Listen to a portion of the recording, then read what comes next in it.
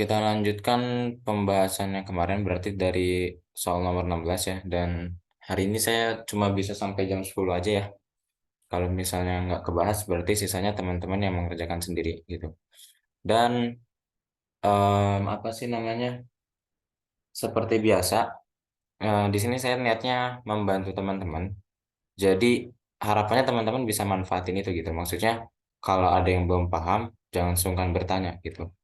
Saya akan menjelaskan dari konsep dasarnya benar-benar gitu ya, dari awalnya dan kemudian ya kita jawab gitu. Terus misalnya kalau misalnya ada yang masih belum paham, jangan ragu dan jangan sungkan untuk bertanya. Oke, kita mulai aja dari soal nomor 16. Jadi kalau dalam sebuah lingkaran gitu ya, kalau misalnya ada sebuah lingkaran, saya gambarnya di mana ya? Di sini aja lah. Kalau ada sebuah lingkaran gitu, ini titik pusat. Nah, ada dua jari-jari gitu ya. Ini saya katakan dua jari-jari gitu yang membentuk sebuah sudut gitu. Nah, ini dikatakan sudut pusat. Kenapa sudut pusat? Ya karena dua garis ini berpacu pada pusat lingkarannya gitu. Atau saya katakan tadi dua buah jari-jari yang membentuk sebuah sudut. Nah, kemudian ada lagi garis gitu ya yang diambil dari kaki gitu dan diambil dari kaki dan ke arah atasnya gitu. Kayak gini sudutnya. Nah, yang ungu ini disebutnya sudut keliling. Sedangkan yang merah itu disebutnya sudut pusat.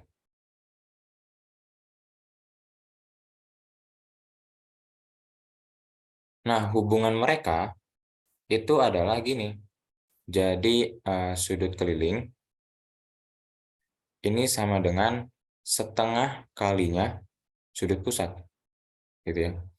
Atau kalau dibalik berarti sudut pusat ini sama dengan dua kalinya, gitu ya.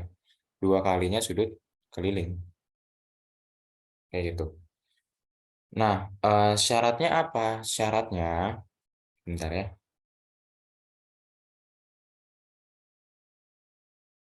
Syaratnya adalah yang pertama, mereka harus berada di pijakan atau tumpuan yang sama gitu. Jadi eh, misal berada di sini nih, gitu, berada di sini. Nah, kalau misalnya berada di pijakan atau tumpuan yang sama, maka dibentuk seperti apapun itu eh, peraturannya selalu gini. Jadi misal dibentuk ini kayak gitu gitu ya.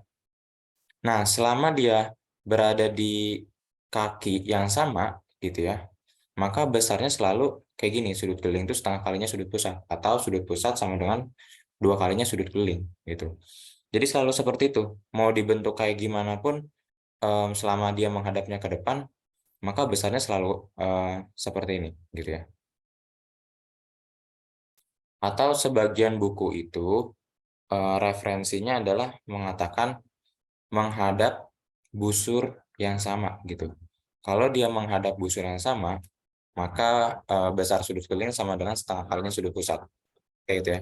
Ini tuh yang kuning itu disebutnya busur.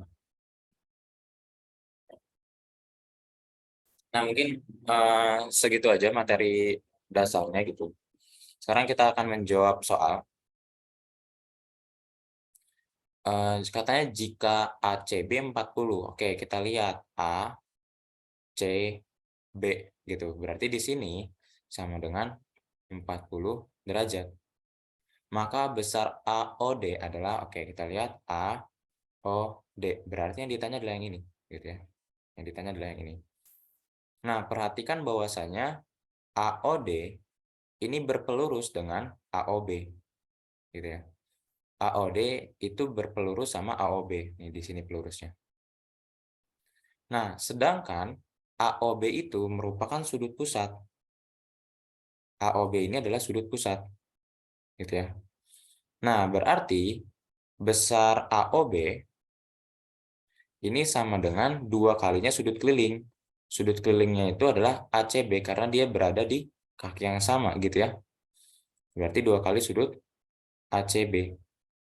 Nah, sehingga besar AOB itu adalah 2 dikali 40 derajat, yaitu sama dengan 80 derajat. Nah, kemudian kita akan mencari AOD-nya. Kan pelurus ya, diperhatikan di gambar, berarti kita tahu kalau pelurus itu berarti DOA, jika ditambah dengan AOB, maka besarnya adalah 180 derajat. DOA itu yang dicari, gitu ya, DOA sama kayak AOD. Terus AOB-nya itu adalah 80 derajat, gitu. Maka besar sudut AOD-nya ini sama dengan 180 dikurang 80 derajat. Hasilnya adalah 100 derajat. Gitu. Nah, ini jawabannya berarti yang A. Maka silakan dipahami terlebih dahulu. Jika ada yang ingin ditanyakan, boleh ditanyakan. Atau barangkali jika ada yang sudah mengerjakan, boleh dibandingkan gitu kalau jawabannya berbeda.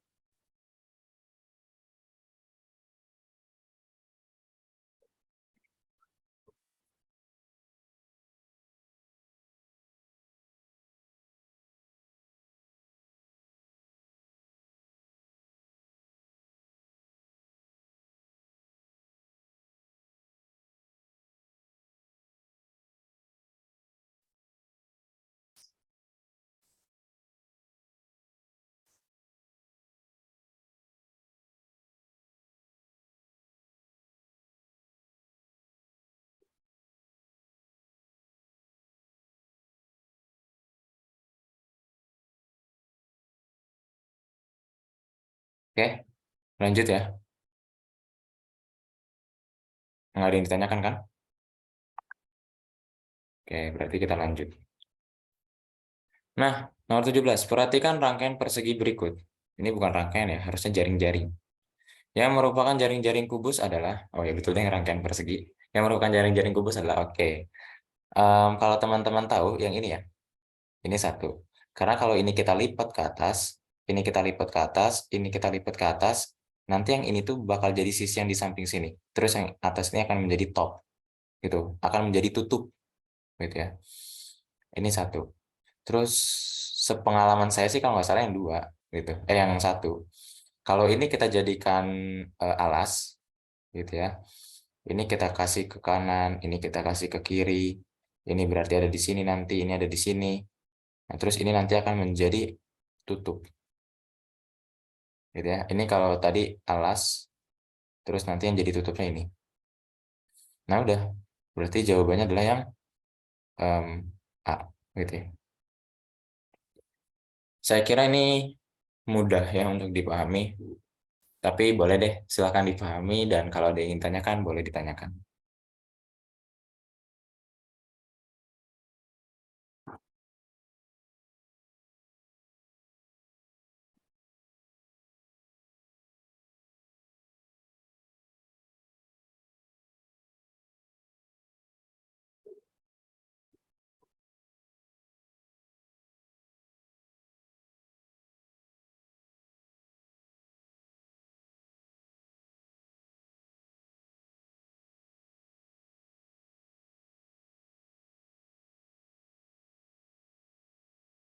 Oke, kayaknya semua paham ya. Jadi ini tuh kuncinya membentuk kubus. Kalau misalnya ini ya, contohnya yang nomor 3 deh. Kalau ini kita jadikan alas, gitu ya. Ini kalau kita lipat ke sini, terus yang ini kita lipat ke kanan, gitu. Nanti akan ada dua sisi yang bertabrakan, gitu. Dan sehingga nanti sisi yang di sebelah sini bolong. Maka ini tidak menjadi kubus, gitu. Nah, silakan teman-teman bayangkan nomor 4 ini apakah menjadi kubus atau tidak. Oke, kita lanjut ke soal nomor 18 ya. Katanya diberikan prisma T A B C D, gitu ya. Nah, diketahui TA sama dengan TB sama dengan TC sama dengan TD adalah 17 cm. Oke, TA, TB, TC, TD. Nah, berarti mereka ini sisi tegak ya. Sisi tegak prismanya itu sama dengan 17 cm. AB sama dengan BC. AB sama dengan BC. Katanya 16 cm. Oke, berarti kita tahu bahwasannya alasnya ini adalah sebuah persegi ya. Alasnya adalah sebuah persegi. Luas permukaan limas tersebut adalah, oke, luas permukaannya. Kalau misalnya 5 ini kita buka, gitu kan, berarti nanti hasilnya menghasilkan sebuah persegi dan 4 buah segitiga, gitu. Nah, yang namanya luas permukaan tuh berarti luas daerah setiap bangun yang ada di sini, gitu ya. Setiap daerah bangun yang ada di sini, yaitu berarti satu persegi dan 4 segitiga. Oke, berarti kita akan mencari luas persegi dan luas segitiganya. Kalau luas persegi itu rumusnya adalah sisi kali sisi. Kalau luas segitiga itu rumusnya adalah setengah alas kali tinggi. Gitu ya. Oke, mudahnya di sini kita kerjakan dulu yang persegi. Kalau yang luas persegi, itu kan kita ambilnya yang ininya ya. Kita ambilnya yang ini. Nah, ini tuh berarti 16 kali 16 gitu sisinya ya. Berarti 16 kali 16 sama dengan 256 cm persegi. Ini bilangan kuadrat ya. Saya juga takut salah sih, 16 kali 16 benar nggak ya? Kalau nggak salah benar. Silakan teman-teman periksa. Nah, kemudian di sini perhatikan segitiga TBC gitu ya. Jadi saya ambil segitiga TBC satu sampelnya aja karena mereka tuh identik ya. Maksudnya bukan identik, maksudnya mereka tuh homogen gitu ya. Semuanya sama atau kongruen lah ya disebutnya kalau dalam matematika, bentuk dan ukurannya itu sama. Nah, perhatikan segitiga TBC gitu.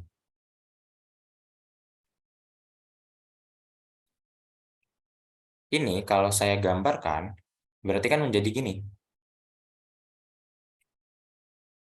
Kayak gitu ya. T-nya di atas, B-nya dan C-nya sebagai alas. BC-nya itu 16. Nah, tingginya berarti kan harusnya yang ini. Itu tingginya adalah yang ini, siku-siku dengan alasnya. Maka cara mencarinya berarti TC-nya kan 17, gitu ya. Nah, tinggi ini dia membagi BC sama panjang sehingga kita bisa tahu kalau misalnya BC ini menjadi 8 sama 8 gitu. Nah, kita akan mencari tingginya, tinggi segitiga. Oke, berarti tinggi segitiganya yaitu pakai gunakan Pitagoras. T kuadrat itu sama dengan dari sini ya sisi alasnya ya, berarti 8 kuadrat. Sorry ya, karena ini tinggi berarti sisi miringnya dulu ya harusnya. Sisi miring kuadrat berarti 17 ya, 17 kuadrat dikurang 8 kuadrat alas segitiga siku-sikunya. Tuh, jadi yang saya ambil tuh yang segitiga siku-sikunya ya, yang ininya. Nah, berarti sebenarnya kalau teman-teman hafal triple Pitagoras ini akan jauh lebih mudah ya. Seingat saya harusnya hasilnya nanti 15. Oke, 17 kuadrat itu adalah 289. 8 kuadrat itu adalah 64. 289 kurang 64 adalah 225. Itu sehingga T-nya adalah akar 225. Akar 225 adalah 15 cm. Oke, berarti ini tingginya. Maka kalau kita cari luas segitiganya, berarti kan setengah kali alas kali tinggi. Setengah, alasnya kita gunainya yang BC ya. BC-nya berarti 16. Tingginya adalah 15. Kita coret 8. 8 kali 5 itu berarti 60. 60 kali 2 ya, yaitu 120 cm persegi. Oke, karena segitiganya ada 4, itu ya. Karena segitiganya ada 4,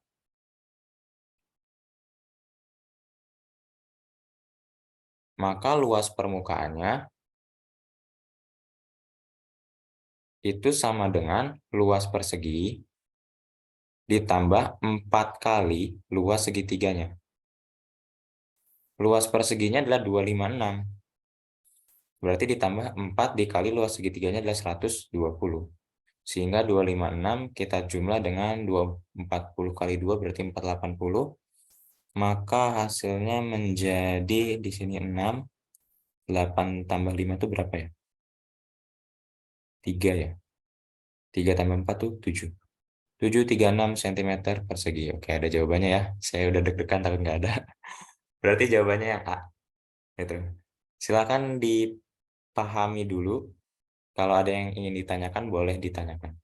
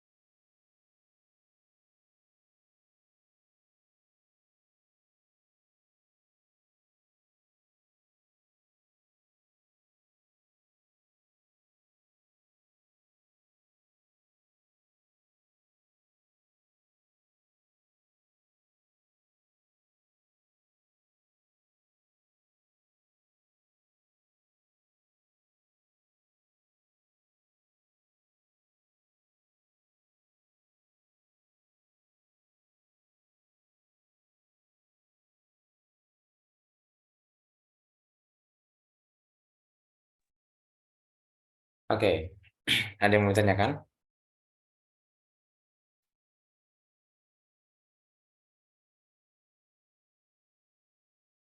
Tidak ada.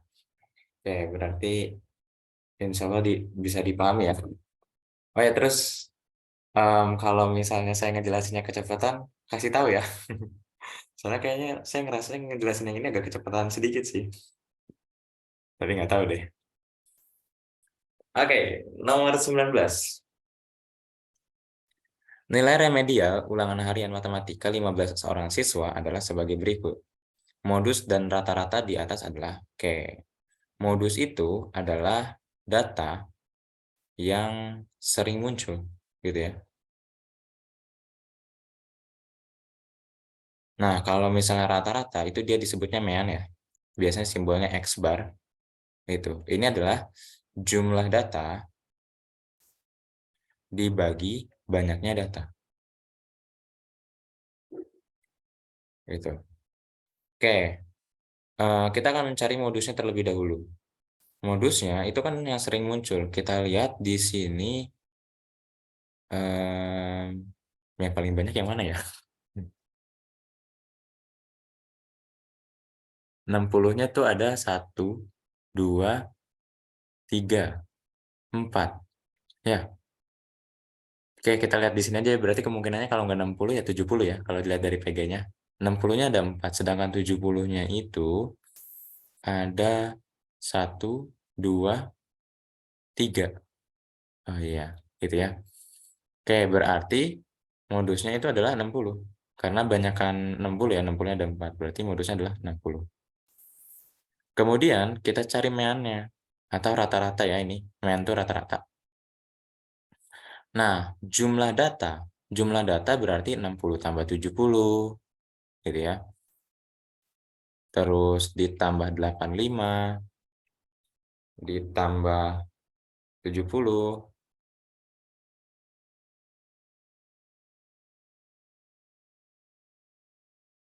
terus ditambah lagi dengan 90, tambah 50, gitu ya.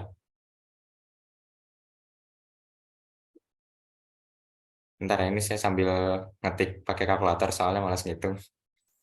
90, terus 50, terus 60, 75, 70, terus ditambah lagi dengan 80, tambah 90, ditambah lagi dengan 60, 80, terus terakhir 65, ditambah 60. Oke, kita cek dulu banyaknya data ada 15 nggak ya? 1, 2, 3, 4, 5, 6, 7, 8, 9, 10, 11, 12, 13, 14, 15. Oke, pas ya, berarti nggak ada yang ketinggalan. Oke, kemudian ini dibagi banyaknya data. Banyaknya data itu adalah 15. Sehingga ini kita bagi dengan 15. Nah ini kalau teman-teman jumlahin, nanti itu, wow, hasilnya adalah 1011 dibagi 15. Oke, berarti 1011 bagi 15 itu hasilnya adalah 67,4. Oke, berarti saya ada yang salah ngitung ya. 67,4. Di mana ya salah ngitungnya ya? Nah, ini nih 6.000, 1.600, 1.065 ya. Oke. Masa kalkulator saya salah sih? Mungkin saya tadi salah menginput data ya. Harusnya berarti jumlahnya adalah 1.065. Sehingga 1.065 bagi 15 gitu ya. Itu hasilnya adalah 71.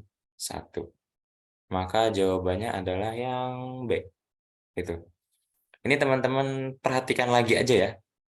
Jujur saya sebetulnya salah satu mata pelajaran yang lemahnya tuh di statistika. Karena mungkin saya orangnya kurang rapih kali ya. Nggak bisa ngeliat angka yang berderet gitu. Jadi beberapa kali ada kesalahan kecil. Tapi teman-teman harus lebih sabar dan tabah gitu ya ketika menjumlahkannya. Supaya tidak ada yang salah itu. Mangga silakan dipahami terlebih dahulu. Jika ada yang ditanyakan, boleh ditanyakan.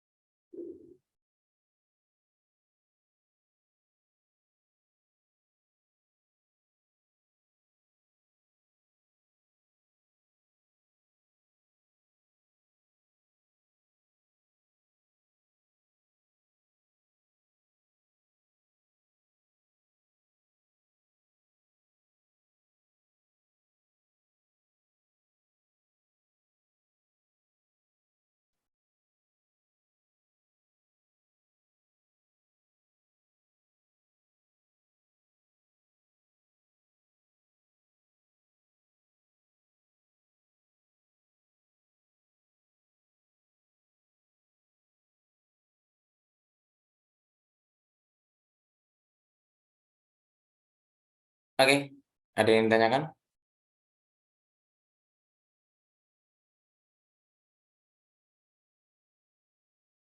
Nggak ada ya?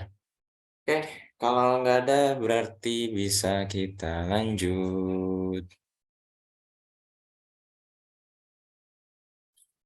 Oke, nomor 20. Sebuah kantong berisi 5 bola berwarna putih, 7 bola berwarna hitam, dan 9 bola berwarna merah. Sebuah bola diambil secara acak, ternyata berwarna merah dan tidak dikembalikan. Jika sebuah bola diambil lagi secara acak, peluang terambilnya bola berwarna merah adalah Hmm. Oke, di sini saya kira oh tidak dikembalikan. Oh ya, oke. Nah, di sini pertama yang diambil adalah sebuah bola, gitu ya.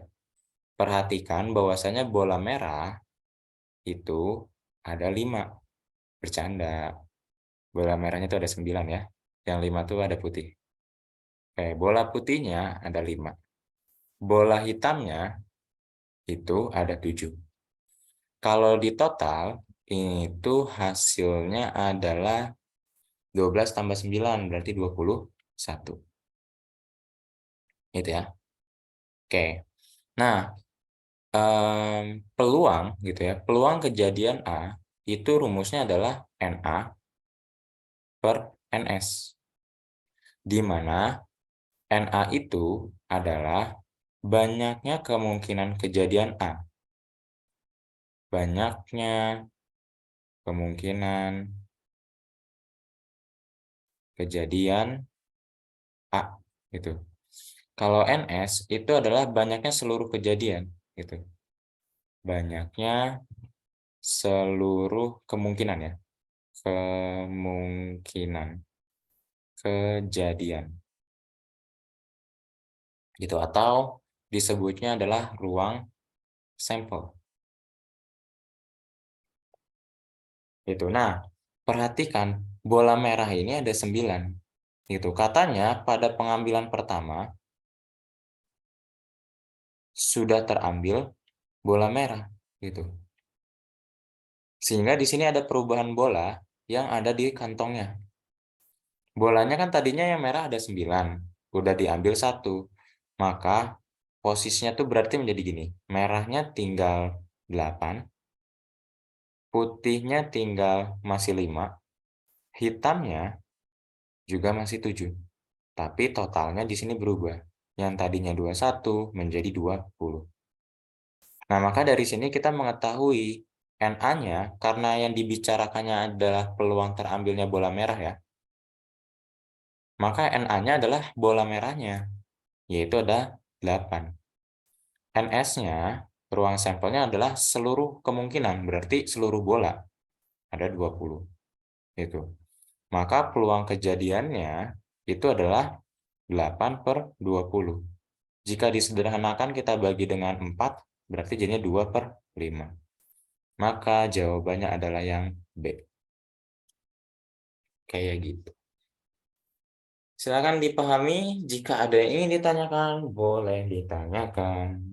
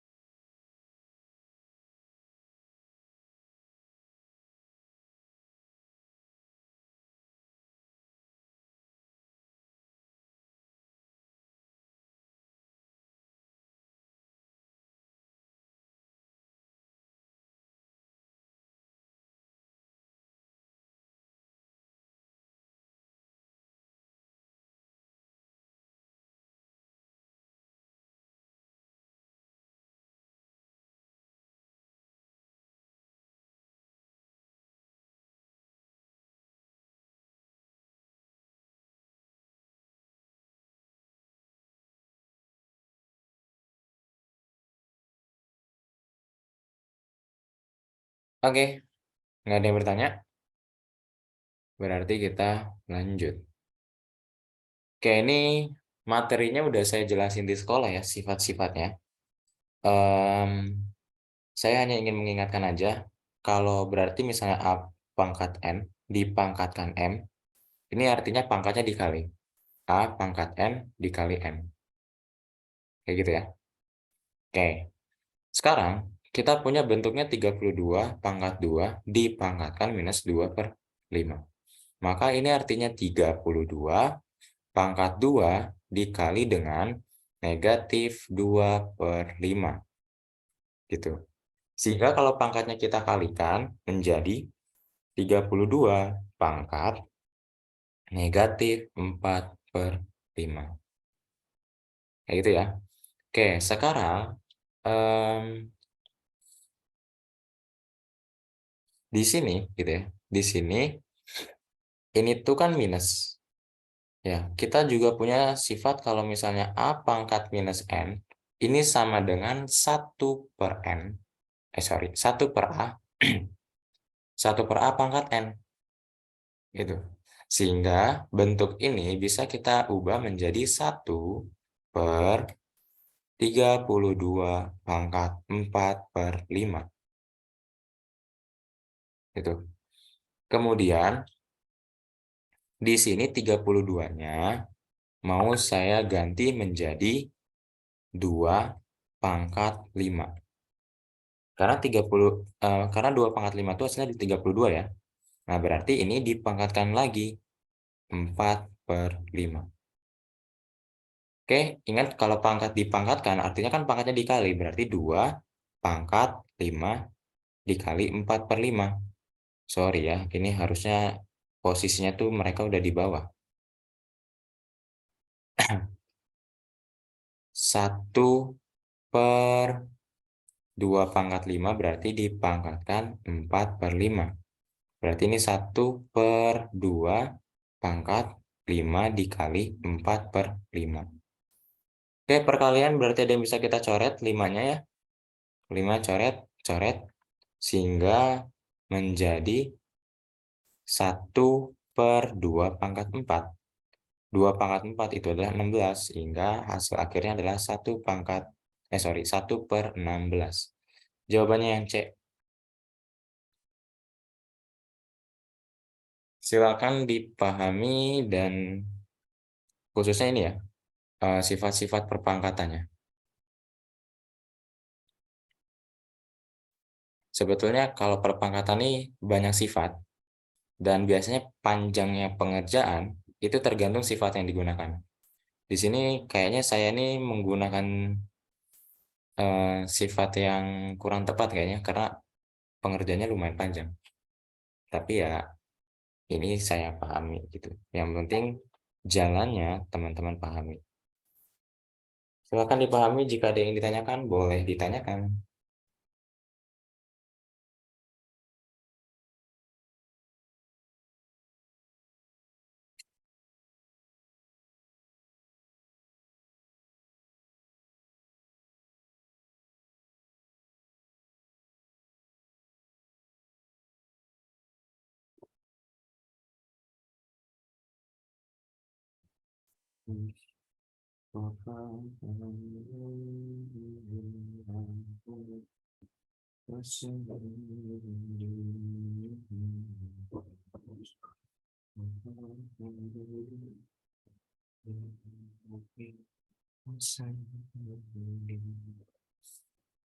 Oke, karena tidak ada yang bertanya sepertinya, atau ada yang ingin ditanyakan?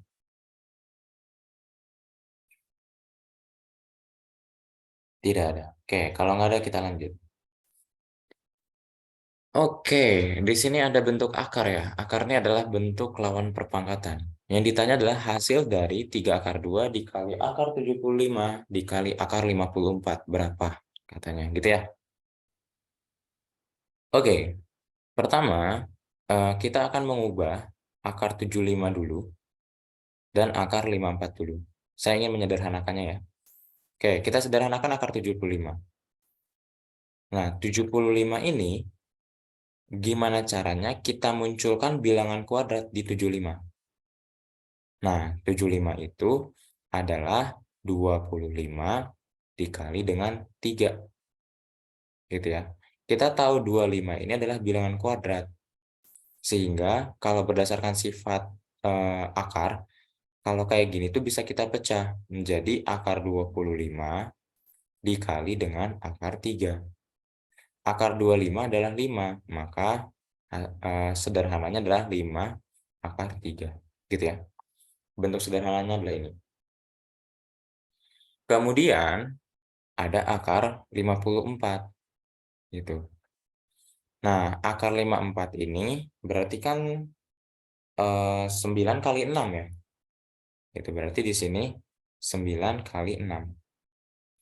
Nah, maka 9 ini kan bisa diakarin ya. Akar 9 adalah 3. Berarti menjadi 3 akar 6. Oke, selanjutnya tinggal kita operasikan. Berarti bentuknya sudah menjadi seperti ini ya. 3 akar 2 dikali akar 75-nya berarti menjadi 5 akar 3. Kemudian dibagi dengan akar 54-nya sudah berubah menjadi 3 akar 6. Oke, kalau ada perkalian dan pembagian, ini kan sama-sama ya derajatnya ya. Kecuali kalau pembagian sama penjumlahan, itu kan derajatnya tinggian pembagian. Makanya harus dikerjakan pembagiannya terlebih dahulu. Nah, kalau ada operasi yang derajatnya sama, maka kerjakannya dari yang paling kiri terlebih dahulu. Jadi dari paling kiri. Sehingga ini kita kalikan 3 kali 5 itu sama dengan 15. Akar 2 kali akar 3 berarti menjadi akar 6. Dibagi dengan 3 akar 6. Supaya enak kelihatannya, kita buat pecahan aja. Gitu ya. Nah, sehingga kan akar 6-nya sama ya, sama-sama akar 6. Berarti bisa kita coret, sederhanakan. 15-nya kita bagi dengan 3.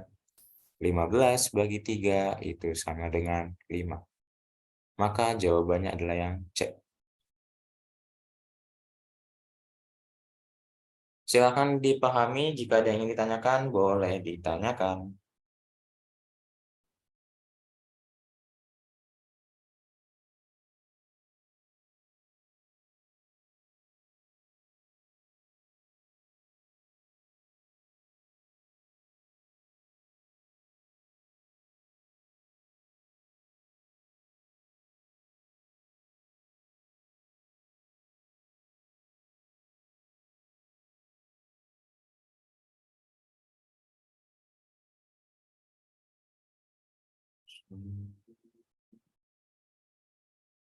Eh, Mangga dipahami ya, saya perlu dulu ada yang nelpon sebentar.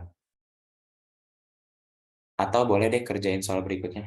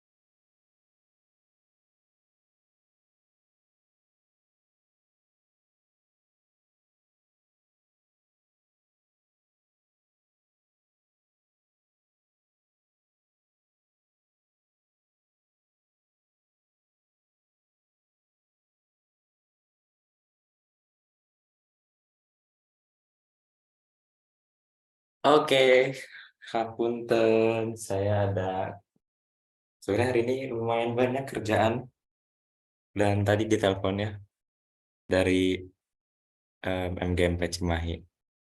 Oke, kita lanjut aja. Nomor 23 jawabannya apa? Saya pengen tahu. Harusnya pada ngerjain dong ya. Silakan ketik jawabannya di kolom chat. Oke, lift 9L katanya D.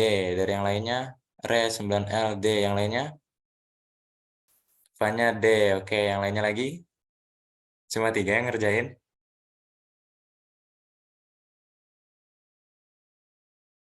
Ada Aska, Adel, Intan D. Oke, good. Ada yang beda nggak? Rija, Salva, Nezar. Nggak ada. Oke.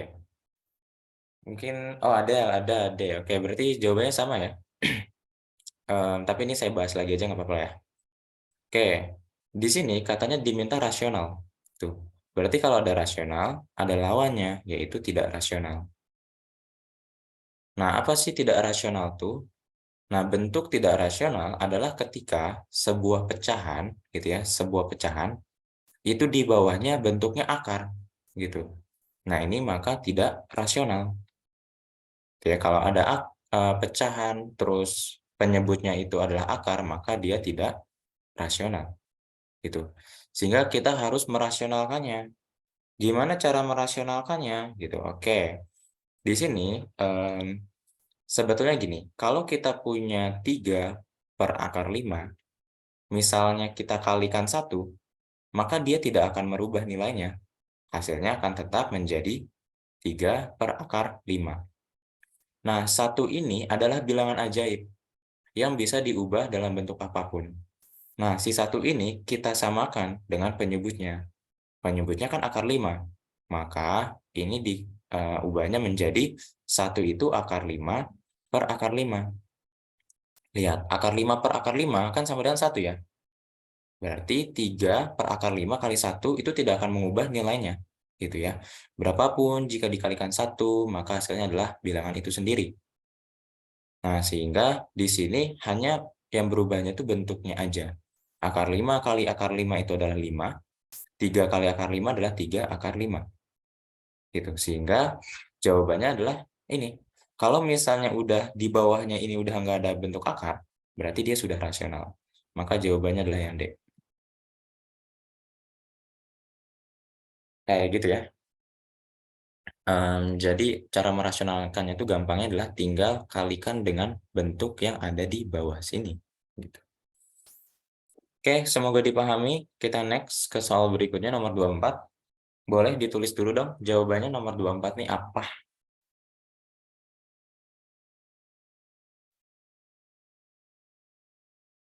Ada yang sudah mengerjakan?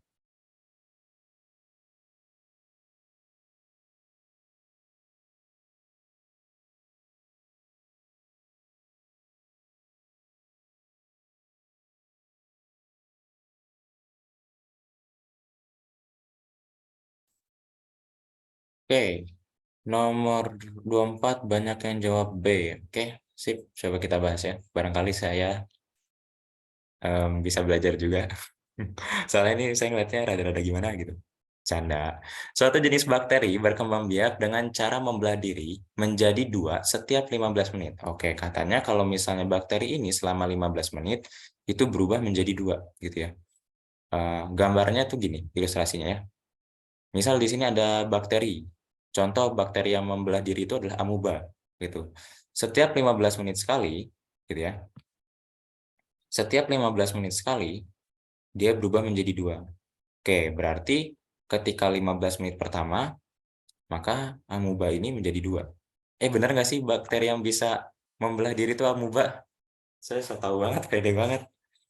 Nah, ini 15 menit pertama, gitu ya. Kemudian 15 menit kedua, berarti dia menjadi membelah diri lagi. Setiap amuba ini membelah diri menjadi dua, gitu. Nah, ini adalah 15 menit kedua. Benar ya amuba ya? Sepertinya iya amuba, iya kalau nggak salah. Oke. Oh, berarti saya masih bisa ya, Iva. Oke, nah itu ilustrasinya gitu. Ilustrasinya berarti setiap, berarti kan kalau di menit pertama dia 1, menit kedua dia bakterinya menjadi 2, menit 15 menit ketiga atau 15 menit kedua dia berubah menjadi 4. Gitu. Yang ditanya adalah jika semula terdapat 16 bakteri, maka banyaknya bakteri selama 12 jam adalah, oke. Gampangnya ini kita gunakan UN, eh, ini ya, barisan geometri ya, barisan geometri. Nah, UN geometri itu adalah A R pangkat N-1 gitu. A R pangkat -1. Tapi khusus untuk kasus amuba ini, maka rumusnya hanya UN sama dengan AR pangkat N. Gitu ya. Hanya AR pangkat N. Bentar, bener nggak ya? Kayaknya sih harusnya bener sih.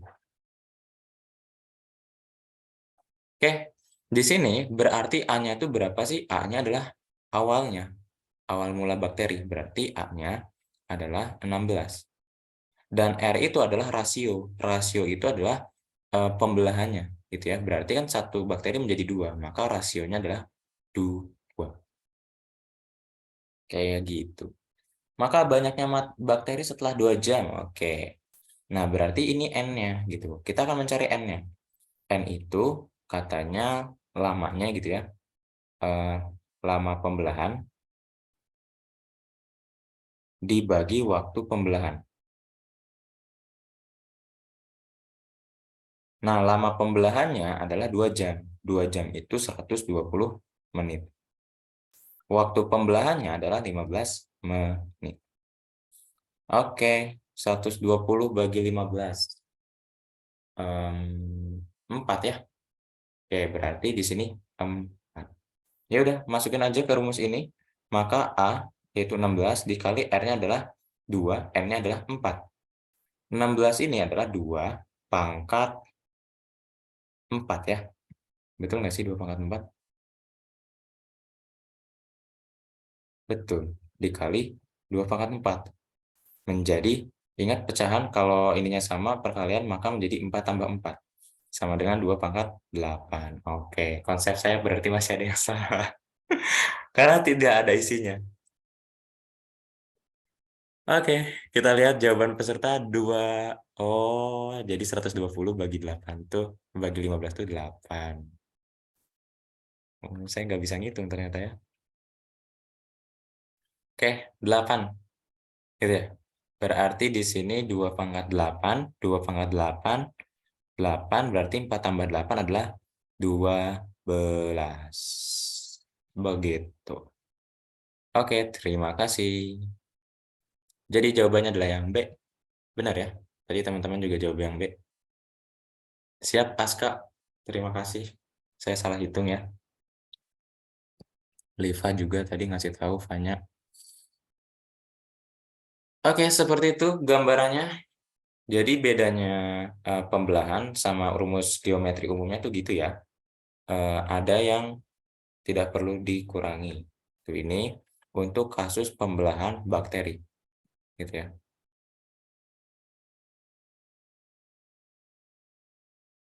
Kalau yang ini rumus umum barisan geometri.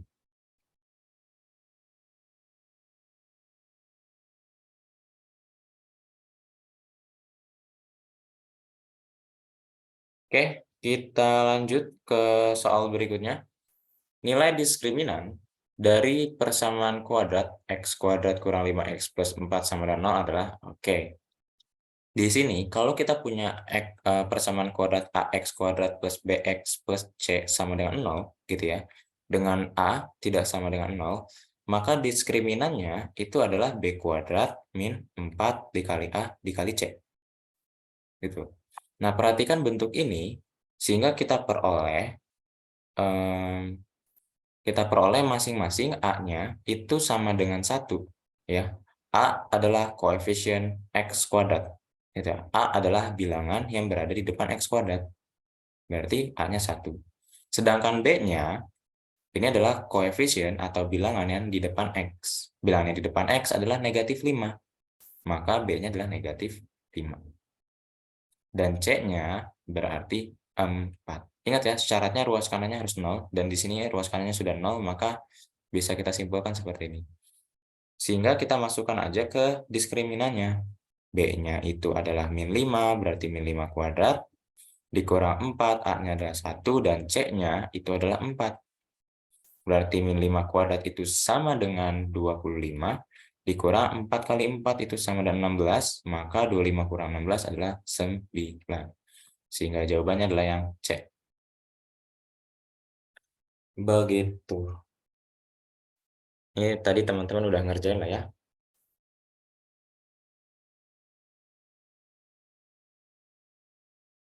Oke, kita lanjut. Akar-akar persamaan kuadrat.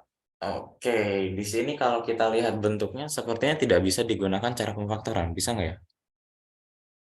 Oh, bisa, Gening. Ini bisa kita faktorkan. Kalau dikali hasilnya adalah 4, kalau ditambah hasilnya adalah 5. Berarti di sini X dan X, maka dua bilangan itu adalah 4 dan 1. 4 kali 1 sama dengan 4, 4 tambah 1 sama dengan 5. Berarti sudah memenuhi kondisi itu ya. Maka di sini X tambah 4 itu sama dengan 0, atau X plus 1 ini sama dengan 0. Sehingga X-nya sama dengan negatif 4 dan X-nya sama dengan negatif 1. Sehingga jawabannya adalah yang D. Oke, saya rasa ini sudah dipahami ya, karena kita udah beberapa kali mengerjakan ini. Dan ini adalah materi kelas 12 semester 1 ya. Tapi waktu itu dipelajari lagi di semester 2 sebelum masuk bangun ruang. Silakan. Oke, next ke soal nomor 27. Pak Haris memiliki sebidang tanah berbentuk persegi panjang yang luasnya adalah 50 meter persegi dan ukuran adalah sebagai berikut. Oke. Kita tahu ukuran panjang dan lebar tanah Pak Haris dapat dihitung dengan menyelesaikan persamaan kuadrat. Persamaan kuadrat yang sesuai adalah oke. Kita tahu luas persegi itu rumusnya adalah panjang kali lebar. Di soal diketahui gitu ya, bahwasanya panjangnya itu adalah X plus 2 dan lebarnya itu adalah X min 3. Gitu ya. Nah, katanya nilai luas ini itu adalah 50 meter persegi. Sehingga luas kan sama dengan panjang kali lebar. Nah, panjang kali lebar ini nantinya nilainya akan 50 meter persegi. Gitu. Oke, kita masukin aja nilai panjangnya. Nilai panjangnya adalah X plus 2. Dan nilai lebarnya adalah X min 3. Ini sama dengan 50. X kali X gitu ya. Jadi ini kita kalikan pelangi. Ada sebagian orang yang menyebutnya kalikan kepiting. Gitu ya. Kayak gitu. Nah, berarti ini X kali X adalah X kuadrat. X kali min 3 adalah min 3X. X kali 2 adalah plus 2X. 2 kali min 3 adalah minus 6. Ini sama dengan 50. Ruas kiri kita sederhanakan dulu. Berarti X kuadrat. Min 3X tambah 2X itu sama dengan min X. Gitu ya. Di sini masih ada minus 6. Ini sama dengan 50. Karena yang dimintanya ruas kanan harus 0. Maka di sini 50-nya pindah ruas ke kiri. Sehingga menjadi X kuadrat dikurang X dikurang 6. 50-nya pindah ruas, tadinya positif berarti menjadi negatif 50 sama dengan 0. Berarti X kuadrat kurang X kurang 56 sama dengan 0. Maka jawabannya adalah yang C. Kayak begitu. Kalau misalnya nanti di US, yang ditanyanya adalah berapa panjang kebun Pak Haris. Berarti ini teman-teman faktorkan terlebih dahulu, cari nilai X-nya. Setelah ketemu nilai X-nya, masukkan ke panjangnya. Panjangnya kan X plus 2. Nanti X-nya misal 30, berarti 30 tambah 2, sehingga panjangnya adalah 32 meter. Kayak gitu. Oke, semoga bisa dipahami. Kita lanjut ke nomor 28. Diketahui fx sama dengan min 2x kuadrat ditambah 4x dikurang 2. Pernyataan tentang grafik fungsi kuadrat tersebut yang benar adalah oke.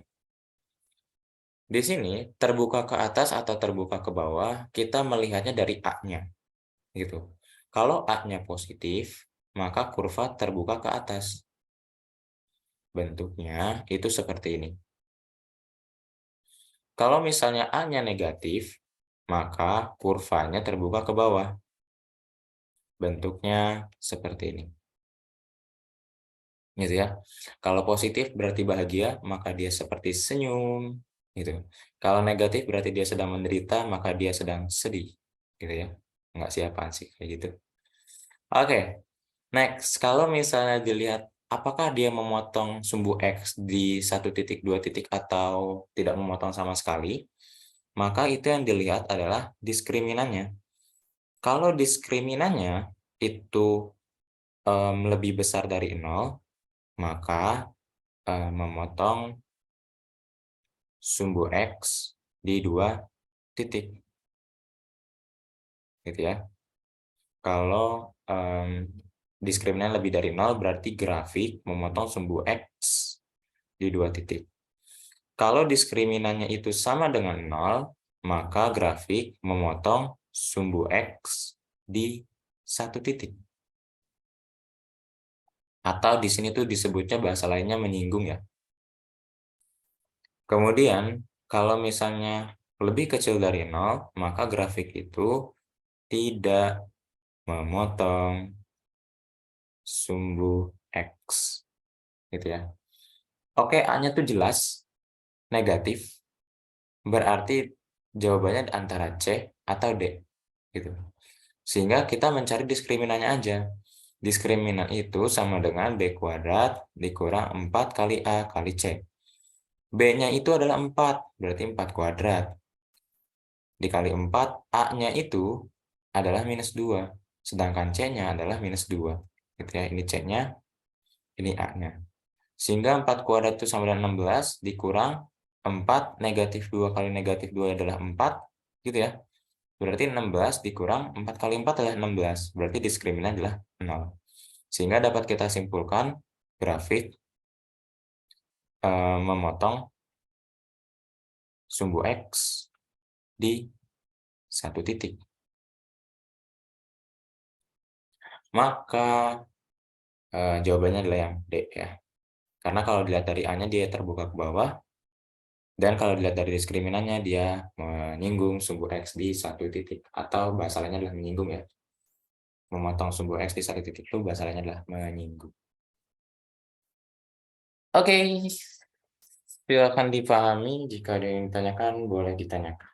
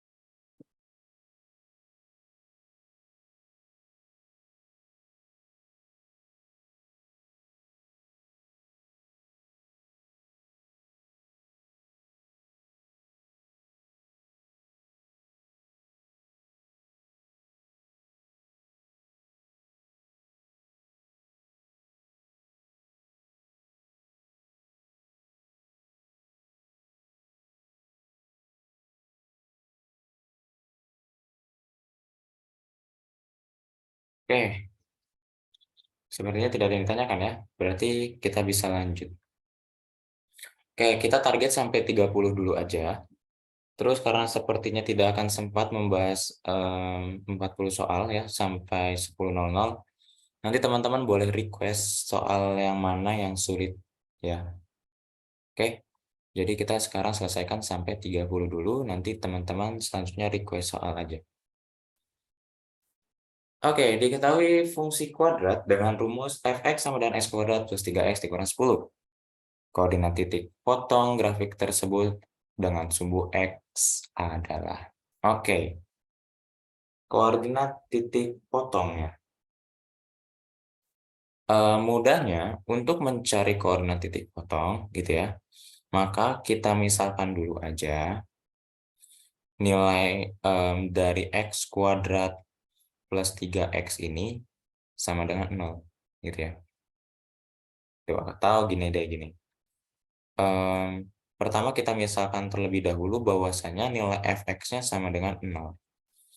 Fx itu apa sih gitu? Fx itu adalah koordinat titik y gitu ya.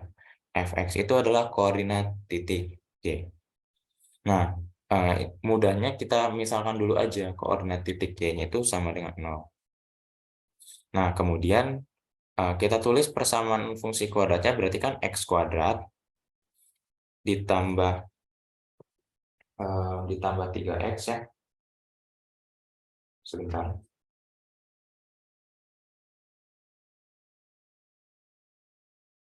X kuadrat ditambah 3x dikurang 10 sama dengan 0.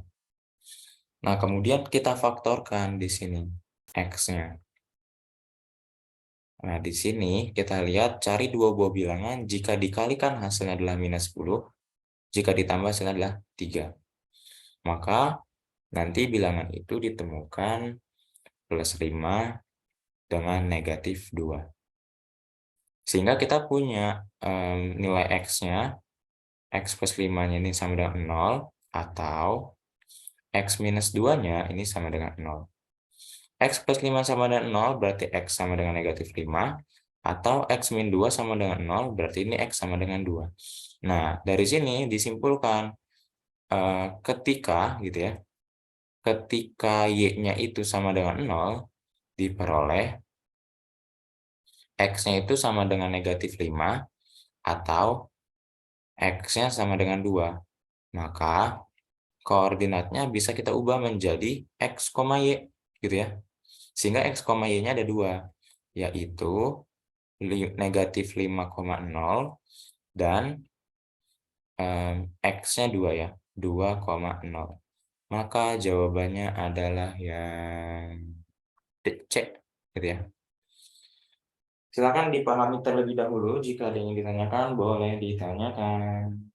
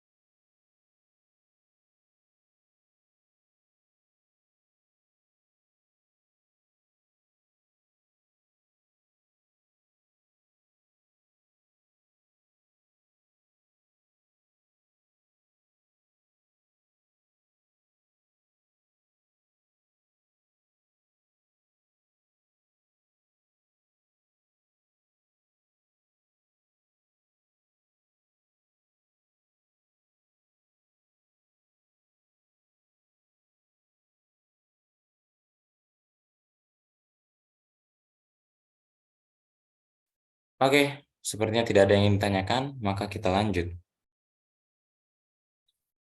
Diketahui fungsi kuadrat, Y sama dengan X plus 3 dikuadratkan ditambah 10. Persamaan sumbu simetri dan nilai optimum fungsi tersebut adalah, oke, di sini kita pahami dulu bahwasanya sumbu simetri ini artinya adalah X puncak, gitu ya.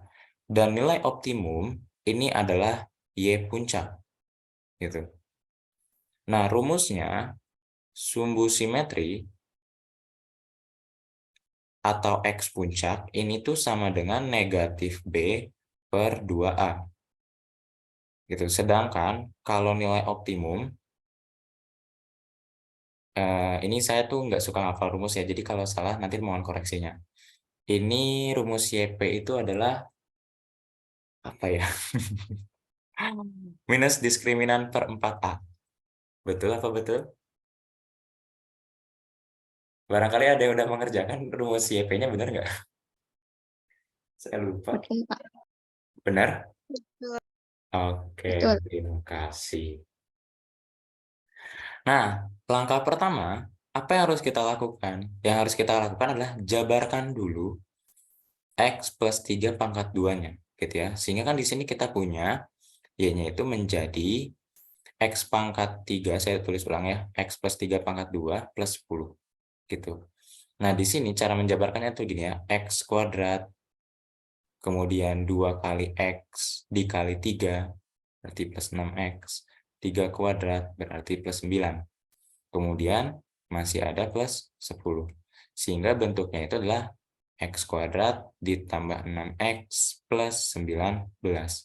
Sehingga kita tahu X-nya, A-nya itu adalah 1, B-nya adalah 6, dan C-nya adalah 19.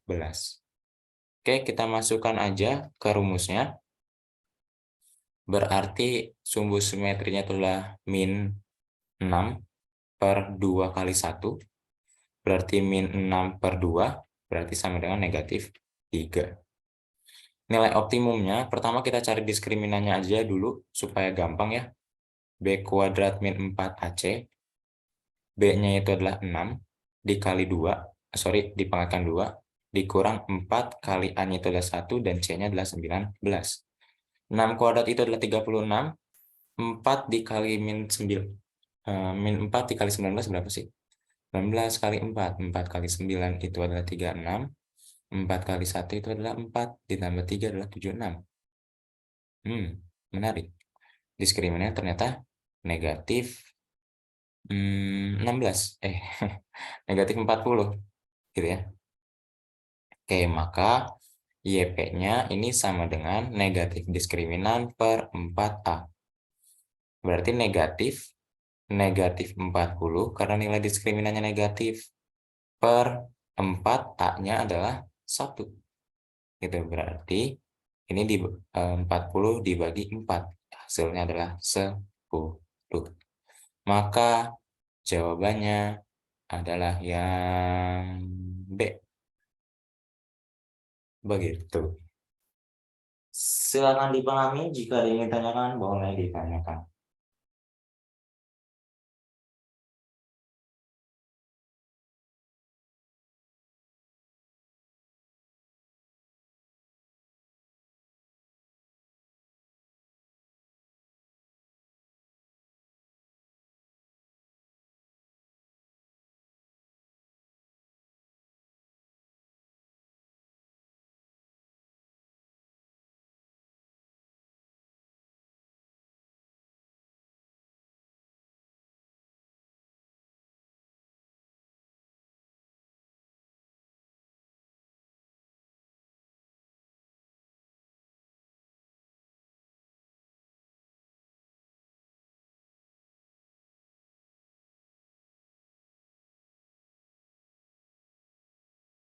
Oke, sepertinya tidak ada yang bertanya.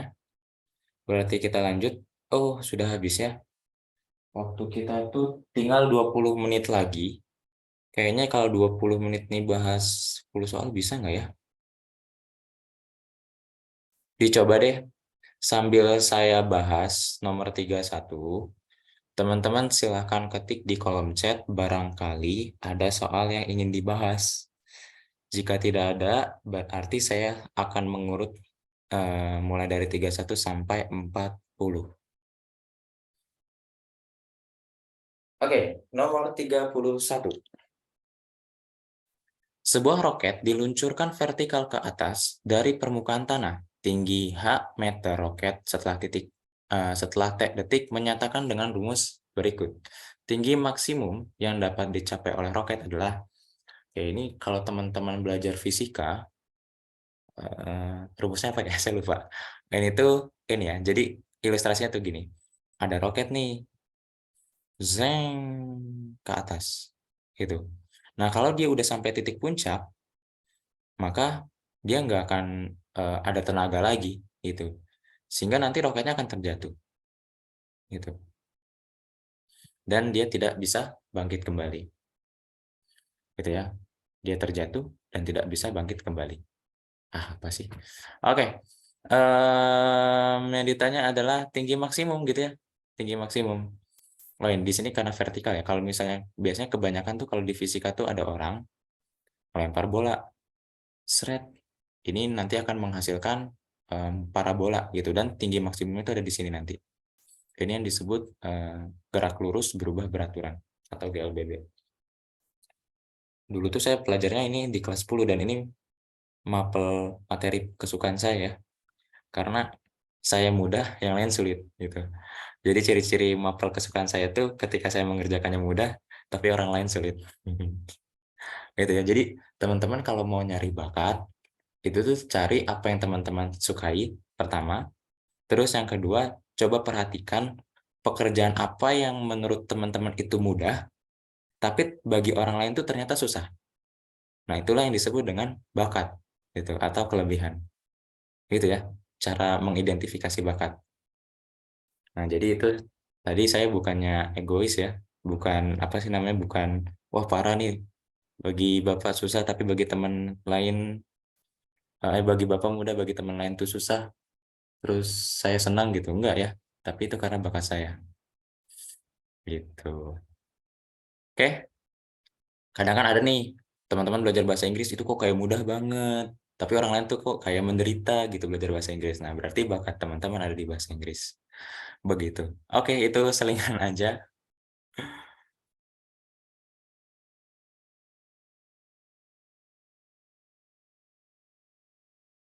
Kita akan menjawab soal ini. Perhatikan, tinggi maksimum itu yang dimaksud adalah Y maksimum. Gitu ya. Tinggi maksimum itu yang dimaksud adalah Y puncak. Oh, ini karena persamaannya fungsi kuadrat, maka bentuknya tuh parabola ya. Jadi kemungkinan roketnya itu begini roketnya. Justru ini roket. Sus, gitu ya. Nah, dia tuh terbangnya begini. Nyeng, jebret. Nanti dia akan jatuh di sini.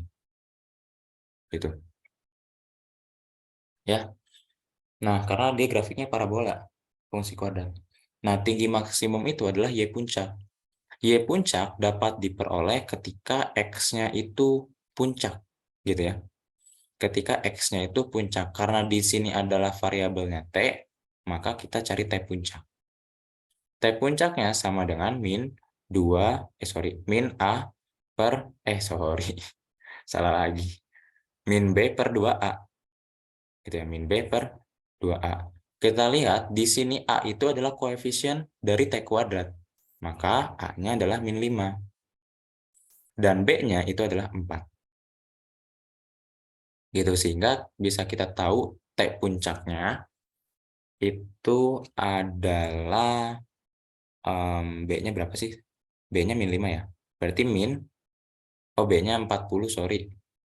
Berarti min 40 per 2 kali minus A. Minus A-nya kan, A-nya itu minus 5 ya. Berarti 2 kali minus 5. Sehingga kita peroleh min 40 per minus 10. Gitu, sama dengan berarti min 40 per minus 10. Ini sama dengan 4. Oke, TP-nya itu adalah 4. Sehingga kita masukkan aja fungsinya menjadi H TP gitu ya. Maka nanti di sini adalah 40 TP dikurang 5 TP kuadrat.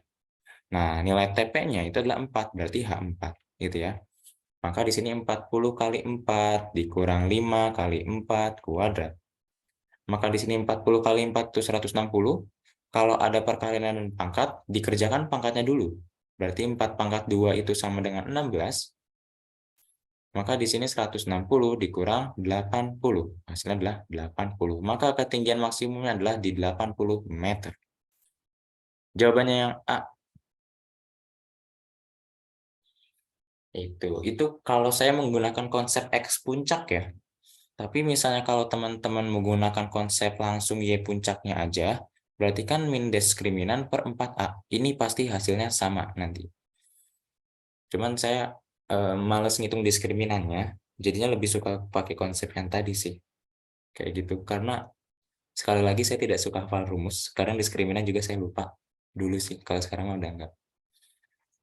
Oke, silakan dipahami terlebih dahulu. Jika ada yang ingin ditanyakan, boleh ditanyakan.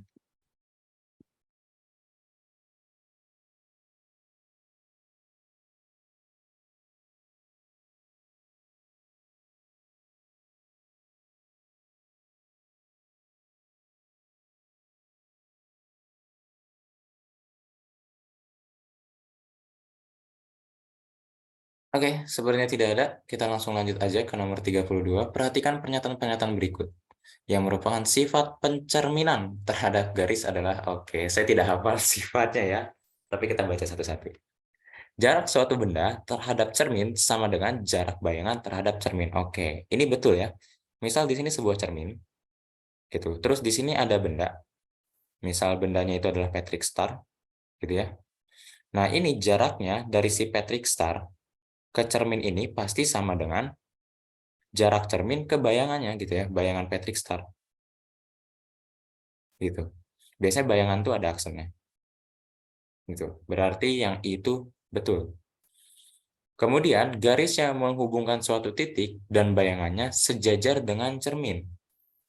Oke, garis yang menghubungkan satu titik dengan bayangannya sejajar dengan cermin. Oke. Misal di sini ada titik grafik koordinat kartesius. Ini saya pahami dulu ya.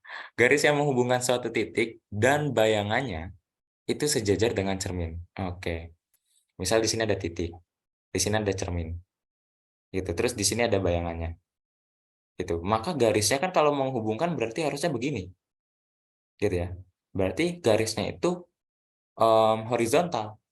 Dan kalau dilihat ini tuh bukan sejajar, tapi tegak lurus, gitu ya. Berarti tegak lurus. Berarti ini tuh salah karena harusnya tegak lurus dengan cerminnya ya, dengan cerminnya. Begitu. Sehingga yang pernyataan dua ini salah. Suatu bangun kongruen dengan bayangannya. Ya jelas lah. Kalau misalnya si Patrick Star ngaca, pasti kan bayangannya besarnya sama ya. Akan seram ketika Patrick Star tuh ternyata badannya kecil, tapi ketika ngaca menjadi besar, gitu ya. Nah ini menakutkan, gitu. Jadi ini nggak mungkin ya kondisi yang bawah. Maka yang kondisi yang ketiga itu jelas pasti ukurannya kongruen atau besarnya sama. Sehingga pernyataan yang betul adalah 1 dan 3. Berarti B. Gitu. Silakan dipahami, jika ada yang ingin ditanyakan, boleh ditanyakan.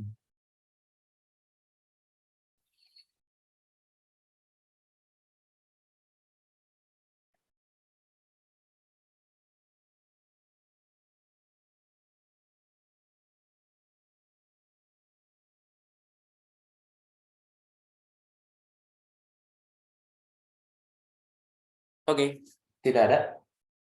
Ini masih pada bangun nggak sih? Atau udah pada tidur? Udah mana nggak ada yang request soal, ditanyain teh. Nggak ada yang mau nanya. Halo, halo. Kita cek and recheck dulu dong. Di sini yang masih lanjut, belum ada yang ngechat ya.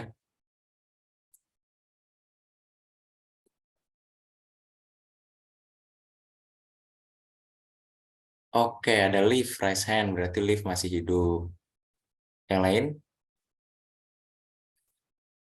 Ya, raise hand siapa ini? Yang raise hand lagi ada Fanya, berarti Fanya masih hidup. Ada Regina, ada Rea, ada Nezar. Oke, Nezar masih hidup. Terus, ini yang main-main acung tangan terus di ini, oh Kalila masih hidup. Oke. Oke, Intan masih hidup ya. Alhamdulillah. Intan nge-PC ke saya. Ada. Oke, ternyata masih banyak yang hidup, berarti kita lanjut. Oke, next. Number 32. Bayangan titik K itu adalah min 6, min 9. Ditransaksikan oleh 8, minus 7 katanya. Oke, kita tahu kalau misalnya sebuah titik itu kan tercipta dari X, Y gitu ya. Min 6, min 9. Nah, artinya ini nilai X-nya, ini nilai Y-nya. Nah, translasi itu disimbolkan T, dia juga X, Y gitu ya. Nah, kalau misalnya yang dikasih tahu berarti 8, negatif 7, maka artinya X ini digeser sejauh 8 ke arah positif. Berarti kan X itu digesernya kalau nggak ke kanan, ya ke kiri. Nah, kalau positif berarti dia ke kanan, X-nya digeser ke kanan. Y-nya digeser sejauh minus 7, sejauh 7 ke arah kiri gitu ya, atau minusnya. Berarti kalau Y itu kalau nggak ke atas, ya ke bawah. Kalau minus berarti ke bawah. Ini supaya tahu gambarnya ya, tapi nggak penting juga sih. Karena yang kita minta adalah bayangan ke aksen, maka ke aksen itu adalah min 6,9 gitu ya, ditambah translasinya. Translasinya itu adalah 8, minus 7. Sehingga kita peroleh minus 6 ditambah 8, minus 9 ditambah minus 7. Sehingga hasilnya minus 6 ditambah 8 itu adalah 2. Betul. Minus 9 ditambah minus 7 itu adalah minus 16. Sehingga keaksennya itu adalah 2, minus 16. Jawabannya adalah yang C. Silakan dipahami, jika ada yang ingin tanyakan, boleh ditanyakan.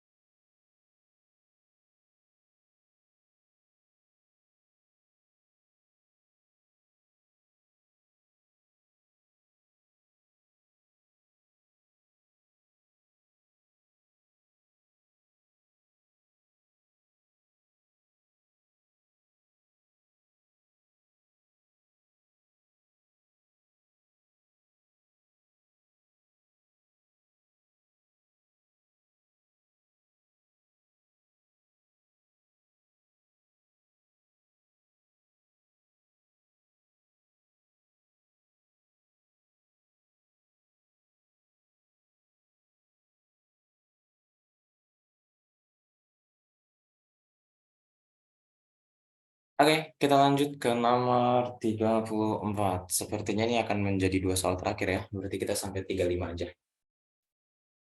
Oke, panjang sisi-sisi segitiga KLM adalah 9 cm, 12 cm, dan 18 cm. Segitiga yang sebangun dengan segitiga KLM adalah... Oke. Di sini katanya segitiganya itu 9, 12, dan 18 gitu ya. Ini gambarnya acak ya. Jadi bebas karena nggak ada ketentuan sisi yang mana-mananya gitu. Nah, ini bentuknya. Nah, yang dikatakan sebangun, dia ukurannya dapat diperbesar atau dapat diperkecil gitu ya. Dapat diperkecil atau dapat diperbesar. Nah, tapi cara memperbesar dan mengecilkannya tuh seperti apa? Nah, cara membesar dan mengecilkannya itu menggunakan rasio, gitu ya, menggunakan rasio. Sehingga kalau ini kita jadikan rasio, maka kan perbandingannya itu di sini sama-sama bisa dibagi 3 ya. Sehingga ini tuh sisinya menjadi 3, ini sisinya menjadi 4 rasionya, ini sisinya menjadi 6 ya rasionya, gitu. Nah, maka inilah ukuran rasionya. Oh, ternyata ukuran rasio ini adalah belum ada jawabannya ternyata. Nah, dari sini bisa diperbesar atau diperkecil, yaitu rasio ini kita kalikan dengan sejumlah bilangan tertentu. Oke, kita kalikan. Misal di sini, kalau di sini kan ada 6, berarti yang 3 ini dikalikan 2, gitu ya. Oke, berarti kalau 3 dikali 2, maka kan hasilnya 6. Terus 4 kali 2 hasilnya 8. 6 kali 2 hasilnya 12. Ada nggak? Ada. Ternyata yang C. Gitu. Kalau misalnya yang B ini 3, 4, 6 aja, berarti dia betul. Tapi kan di sini 3, 4, 5 ya. Berarti dia salah. Gitu. Jadi jawabannya yang C. Wah, ternyata nggak sampai 1 menit ya buat jawab soal ini. Silakan dipahami, jika ada yang ditanyakan, boleh ditanyakan.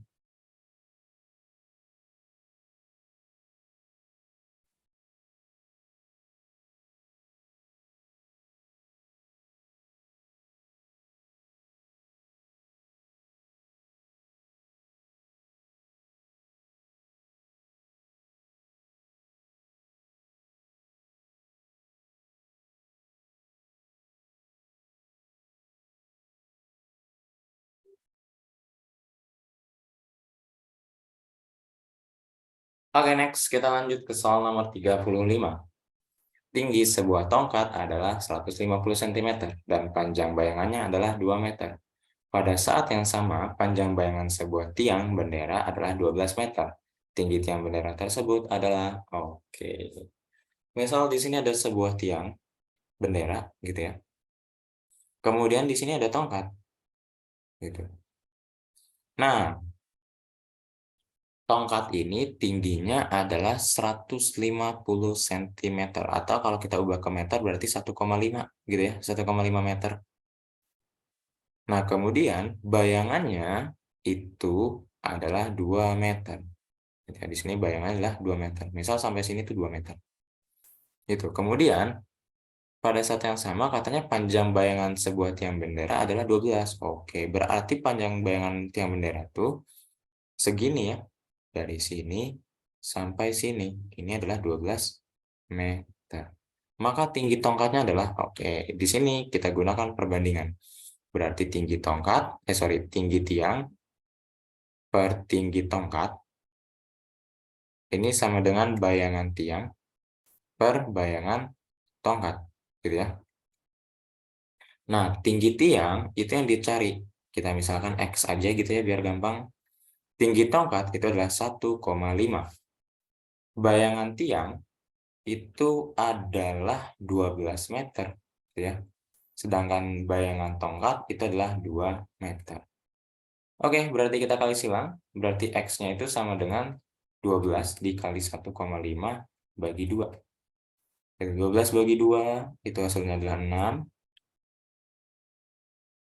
6 kali 1,5 itu hasilnya 4,5 kali 2. 4,5 kali 2 itu adalah 9 ya. Berarti tinggi tiangnya adalah 9 meter. Jadi jawabannya yang C. Oke, pas banget. Udah jam 9.59. Alhamdulillah udah sampai 35. Karena nggak ada yang request, berarti teman-teman silahkan kerjakan soal nomor 36, 37, 38, 39, 40 sebagai latihan. Ya kalau nggak mau latihan juga nggak apa-apa sih. Itu semua dikembalikan ke pilihan teman-teman. Dan sepertinya em, setelah ini nggak ada pembelajaran lagi ya. Karena em, udah cukup sampai sini aja gitu. Karena saya kalau misalnya ngadain lagi nggak tahu waktunya kapan. Dan barangkali kemarin waktu itu saya bilang mau minta, ngajarin fisika boleh, kayaknya enggak deh. Saya nggak bisa soalnya kalau dilihat waktu nggak bisa, gitu ya. Tuh kan benar ada yang nanya. Mmm, ya udahlah karena kemarin saya udah bilang, kalau mau ada yang request fisika boleh, tapi syaratnya gini ya, kalian kirim soal fisikanya ke saya, gitu, terus nanti saya atur jadwal saya, kalian mau nggak mau mengikuti jadwal saya. Ya biasanya sih di weekday sih, dan harusnya karena teman-teman udah nggak ada ujian praktek, bisa lah ya, kan pesantren kilat hari Senin, Selasa ya kalian tuh. Jadi mungkin antara hari Selasa atau Kamis kayaknya insya Allah masih bisa. Gitu ya. Silakan kalau mau request cari soal fisikanya, kirim ke saya terlebih dahulu. Paling lambat saya tunggu hari Sabtu. Nanti supaya saya lihat dulu soalnya ya. Kalau fisika kayaknya saya harus ngerjain dulu, harus ada persiapan. Terus nanti saya atur jadwalnya, nanti akan saya kabari. Tapi mungkin sekali pertemuan aja kali ya. Atau enggak seminggu sekali aja deh. Kalau seminggu sekali kayaknya mungkin masih bisa. Nantilah ya, pokoknya kalau lihat jadwal mah urusan nanti. Silakan teman-teman, iniin aja dulu. Cari soalnya yang mau dibahas yang mana. Oke, mungkin cukup sekian.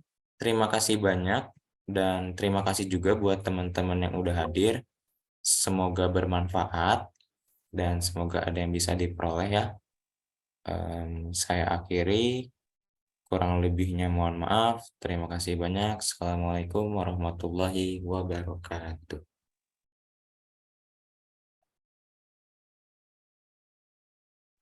Waalaikumsalam warahmatullahi wabarakatuh. Waalaikumsalam. Terima kasih, Pak. Sama-sama. Terima kasih, Pak.